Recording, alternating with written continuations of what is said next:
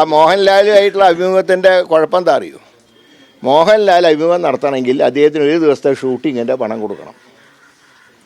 അത് പണം പെട്ടെന്ന് സാങ്ഷൻ ആവില്ല. അടുത്ത ആഴ്ച പെരുമാറ്റച്ചട്ടം വരും. ഇപ്പം അടുത്ത ഗവൺമെൻറ് ഇത് കൊടുക്കേണ്ട സ്ഥിതിയിലാണ്. പിണറായിൻ്റെ ഇതെടുത്തതിന് UDF സർക്കാർ ഇതിൻ്റെ മോഹൻലാലിൻ്റെ ഫീസ് കൊടുക്കേണ്ട സ്ഥിതിയാണ് ഇപ്പം ഉണ്ടായിട്ടുള്ളത്. മറ്റൊന്ന്, ഇപ്പം ഈ പ്രശ്നങ്ങളൊക്കെ നടക്കുന്നത് ഇപ്പം ആരോഗ്യവകുപ്പിലെ പ്രശ്നങ്ങൾ ചൂണ്ടിക്കാണിച്ചുകൊണ്ടാണല്ലോ. അപ്പം ഈ ഡോക്ടർമാർ ഇപ്പോഴും സമരം ചെയ്യുകയാണ്. ഞാൻ പറയാം, ഒരൊറ്റ മെഡിക്കൽ കോളേജുകളിൽ ഇപ്പോൾ പാവപ്പെട്ടവർക്ക് ചികിത്സ കിട്ടുന്നില്ല. അത് വളരെ ഒരു ഇതാണ്. കാരണം പാവങ്ങൾ പിന്നെ എവിടെ പോകും? ഞങ്ങൾ ഡോക്ടർമാരെ സമരത്തിന് ഞങ്ങൾ ന്യായീകരിക്കുന്നൊന്നുമില്ല. പക്ഷേ സർക്കാരിന് ഉത്തരവാദിത്തമില്ലേ സമരം അവസാനിപ്പിക്കേണ്ട ഉത്തരവാദിത്തം?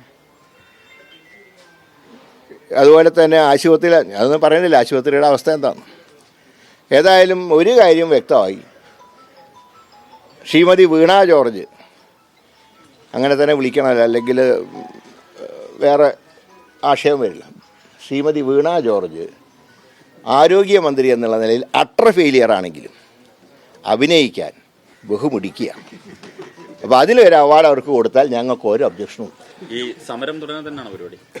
തീർച്ചയായും ഞങ്ങളെ ആക്രമിച്ചു കഴിഞ്ഞാൽ ഞങ്ങൾക്ക് പ്രതിരോധിക്കേണ്ടി വരും. കരിങ്കുടി സമരം, കരിങ്കുടി കാണിക്കുക. അവർ പെരുമാറ്റച്ചട്ടം വരുന്ന ആ നിമിഷം വരെ മന്ത്രി പങ്കെടുക്കുന്ന ഔദ്യോഗിക ചടങ്ങുകളിൽ പാർട്ടിയുടെ വക ഒന്നുകിൽ പോഷക സംഘടനകളായിരിക്കും, അല്ലെങ്കിൽ പാർട്ടിയുടെ നേതൃത്വങ്ങളായിരിക്കും. അവരുടെ നേതൃത്വത്തിൽ പ്രതിഷേധം ഉണ്ടാവും. കരിങ്കുടിയെ കാണിക്കുള്ളൂ, മറ്റു കുഴപ്പമൊന്നും ഉണ്ടാവില്ല.